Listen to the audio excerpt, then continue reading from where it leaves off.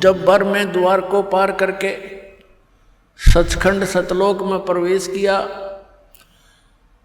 आदरणीय गरीबदास साहिब जी के शरीर का नूर 16 सूर्य जितना प्रकाशमय हो गया। और क्या देखा, वो जिंदा महात्मा के रूप में परमात्मा जा रहे थे। उस परमेश्वर ने अपने रूप को, अपने तेज को छुपाया हुआ था, और दूसरे रूप में वो वही कबीर परमात्मा अपने अन्य रूप में एक बहुत बड़े सिंहासन पर तख्त ये अपना लकड़ी का नहीं, तख्त होता है, जैसे राजा लोगों की राजगद्दी को तख्त बोला करते थे कि फलाना राजा इतने सन में तख्त पर विराजा था, तख्त पर बैठा था, यानी गद्दी पर बैठा था। कंट्रोलर की सीट पर समझ लो तख्त। तो वहाँ परमात्मा विराजमान दूसरे रूप में सिंहासन के ऊपर, बहुत सुंदर सिंहासन, और जिंदा महात्मा के रूप में कबीर जी, कबीर परमेश्वर जी नीचे से गए थे, गरीबदास साहिब जी उनके साथ थे। वहाँ एक चंवर रखा था, जिंदा महात्मा के रूप में परमेश्वर कबीर देव जी, कबीर साहिब जी अपने ही दूसरे रूप पर चंवर करने लगे, जो सिंहासन पर विराजमान था, जैसे एक सेवक करता है अपने गुरुदेव के ऊपर चंवर करता है श्रद्धा के साथ। गरीबदास जी ने सोचा कि भी भगवान तो ये है जो तख्त पर विराजमान है, गद्दी पर बैठा है। उस परमात्मा के एक रोमकूप में करोड़ सूर्य मिला दे, करोड़ चंद्रमा, इतना नूर था एक रोम का। एक रोमकूप कहो चाहे एक बाल कहो, रोमकूप समझो। रोमकूप का अर्थ है जो रोम का छिद्र, बाल का छिद्र। अब गरीबदास जी ये सोचने लगे कि ये है भगवान, और बाबा जी यहाँ का नौकर नाकर है इनका, जो जिंदा महात्मा के रूप में भगवान गए थे नीचे से ऊपर। उसी समय वो तेजो में शरीर खड़ा हुआ, तेजो में शरीर वाले प्रभु खड़े हुए, और जिंदा महात्मा का रूप उस पर विराजमान हुआ अनंत ब्रह्मांड के कंट्रोलर के सिंहासन पर। और वो तेजो में शरीर स्टोर करने लगा बाबा जी वाले रूप पर, नौकर की तरह, सेवक की तरह। अब गरीबदास जी कभी उधर देख रहे हैं बालक, कभी इधर देख रहे हैं, सोच रहे हैं ये क्या कारण है कि इस बाबा जी के ऊपर और ये भगवान चंवर कर रहे हैं। इतने में क्या देखा कि वो तेजो में शरीर उस जिंदा वाले शरीर में समा गया। अकेले जिंदा वाला शरीर अनंत कोट ब्रह्मांड के स्वामी के उस सिंहासन पर विराजमान रहे, चंवर अपने आप हो रहा था, अपने आप सिर पर ऐसे हो रहा है। गरीबदास जी अचरज में गिर गए और कहा कि भगवान सचमुच आप ही परमात्मा हो। कहाँ बेटा, मैं ही परमात्मा हूँ।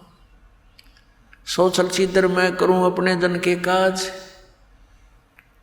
तो गरीबदास जी ने वहाँ के देखे सब वो नज़ारे, वो समुद्र और वो भरे हुए दूधों और दहियों के माट सरोवर देखे, फलदार वृक्ष देखे, और वहाँ का वातावरण देखा। कहा भगवान अब मुझे यही रख लो आपके बच्चे को। वहाँ के वो सब भक्त जो आत्मा हंस वहाँ पर रहते हैं उनसे मिले। कबीर साहब ने फिर उनको सृष्टि रचना सुनाई। उन अन्य जो वहाँ रहते हैं पुण्यात्मा, उन्होंने बताया कि ऐसे ऐसे जो यहाँ से चले गए उन्होंने ये गलती की थी और उसका दंड देखो कहाँ भोगना पड़ रहा है।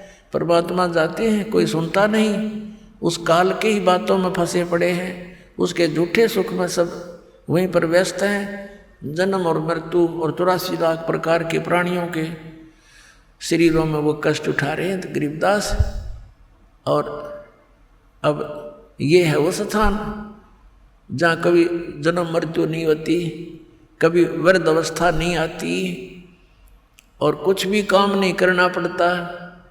इतना आनंद रहता है, सब आहार उपलब्ध है। गरीबदास जी ने कहा परमात्मा मुझे यही रख लो, भेजो ना भगवान, वो तो घना गंदा लोक है भगवान, वहाँ तो हाहाकार माच रही है। तब गरीब परमात्मा ने कहा बेटा तुम यहाँ से जब गए तुम बहुत भक्ति युक्त थे, अब तुम भक्ति रहित हो गए। मैं एक ऐसा मंत्र दूंगा जिसको सतनाम कहते हैं, 2 अक्षर का है, जिसमें एक ओम मंत्र है, एक तत्व गुप्त है। श्रीमद् भगवद गीता अध्याय नंबर 17 के श्लोक 23 में ये मंत्र सांकेतिक अर्ध सांकेतिक लिखा है। ओम तो सार्वजनिक है, स्पष्ट है। तत् और सत ये 2 मंत्र गुप्त हैं। ये केवल कबीर परमात्मा ने अपनी उन प्यारी आत्माओं को दिए थे जिनका मोक्ष हुआ। फिर उनको सख्त हिदायत दे दी थी कि अभी इस सतनाम को डिस्क्लोज ना करना, नहीं तो आने वाले समय में ये काल के दूतों का दाव लग जाएगा और मेरे बच्चे भिन्नता पहचान नहीं सकेंगे, क्योंकि इस मंत्र के देने वाला पृथ्वी पर एक ही होता है, दूसरा नहीं हो सकता। या तो परमात्मा आए थे, उसमें वो अकेले ही थे, ना कोई ऐसा साधन था, ना कोई मीडिया थी, ना कोई कन्वेंस था, और फिर भी परमात्मा ने 64 लाख से 100 को स्वयं ही नाम दिया, दीक्षा दी थी, अन्य को नहीं दी थी। भले ये मंत्र नहीं दिया था, ये 5 मंत्र जो आपको 7 मंत्र बना कर दिए जाते हैं, तो उसमें केवल ये 5 मंत्र ही देते थे दाता, ताकि पता था उनको कि ये अभी मुझे पहचान नहीं सकेंगे, और यदि इनको किसी को मंत्र ये दान कर भी दिया तो ये डिस्क्लोज हो जाएगा, बात बिगड़ जाएगी। इस दृष्टिकोण से उन गरीबदास साहिब जी से कहा कि आप ये नाम जाप करना, क्योंकि आप पक्के भक्त हो, आपके अंदर श्रद्धा पूरी होगी, आपने स्थान देख लिया, और उस स्थान को देखने के बाद फिर यहाँ रुचि स्वप्न में नहीं हो सकती। इस बात से गरीबदास साहिब जी संतुष्ट हुए कि जो आज्ञा प्रभु आपकी, और कहा ये अभी बताना नहीं। परमात्मा ने अपना सारा ज्ञान उसके अंदर फीड कर दिया गरीबदास साहिब जी की आत्मा में, जैसे कंप्यूटर से दूसरे कंप्यूटर में बहुत बड़े ये सत्संग की वीडियो तो कोई घंटों की फैक्स कर दी जाती है और उसमें भी सेव रह जाती है। ऐसे परमात्मा ने वो ज्ञान, तत्व ज्ञान, जो कबीर पंथ में घुसे हुए कबीर पंथी नकली संतों ने, काल के दूतों ने कुछ खराब शराब कर दी थी, सच्चिदानंद घन ब्रह्म की वाणी, कबीर वाणी, अपने हिसाब से उनके अनर्थ कर डाले थे। उसकी पूर्ति के लिए आदरणीय गरीबदास साहिब जी के अंदर वो पुनः ज्ञान उसके अंदर फीड किया था और फिर उसको सार्वजनिक करवाया था। अपने आत्माओं, गरीबदास साहिब जी की वाणी में परमात्मा ने ऐसा मिश्रण करवा दिया कि न तो गरीबदास के पंथ के समझ सके उसको,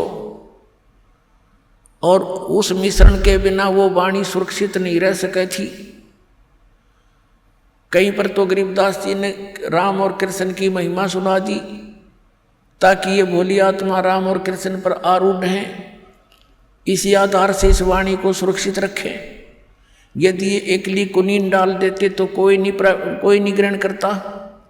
तो जिस कारण से गरीबदास पंथ के पंथियों ने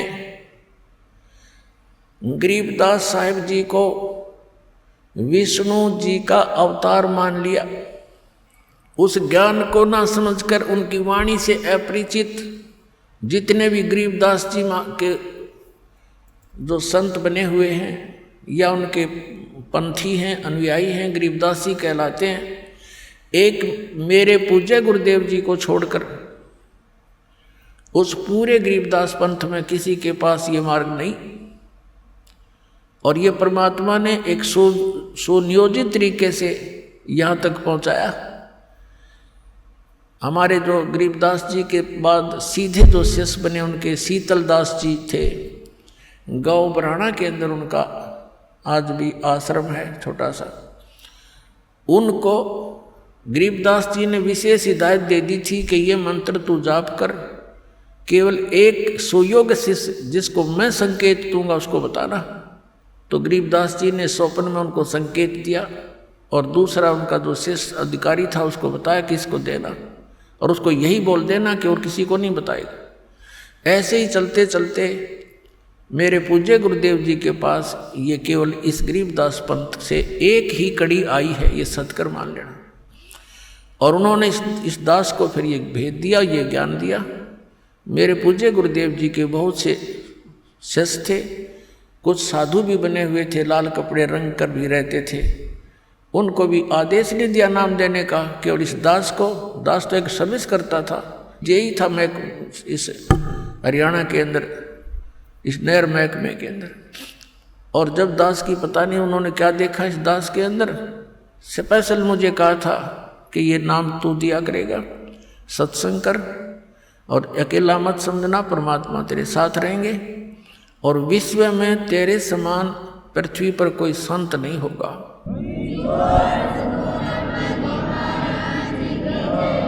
उस समय मेरे पूज्य गुरुदेव जी की आयु लगभग 105 वर्ष की थी और कहते हैं साध वचन पलटे नहीं, चाहे पलट जावा ब्रह्मांड।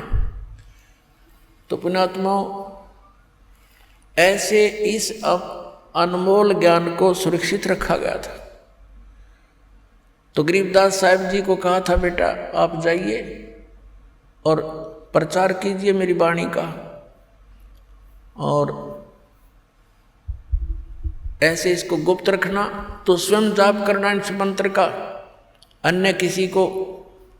उस कबीर परमात्मा ने भी यही कहा था कि एक सुयोग्य से तुझे संकेत करूंगा, उसी को देना। तो ऐसे संकेत होते होते ये मेरे पूज्य गुरुदेव जी तक पहुंचा, उससे इस दास को प्राप्त हुआ। और सन 1997 में मार्च के अंदर फाल्गुन सुदी एकम को परमात्मा ने इस दास को कुछ समय के लिए दर्श दिए और कहा कि अब इस सतनाम और सारनाम को कर दे सार्वजनिक, समय आ गया बेटा। पुनः तो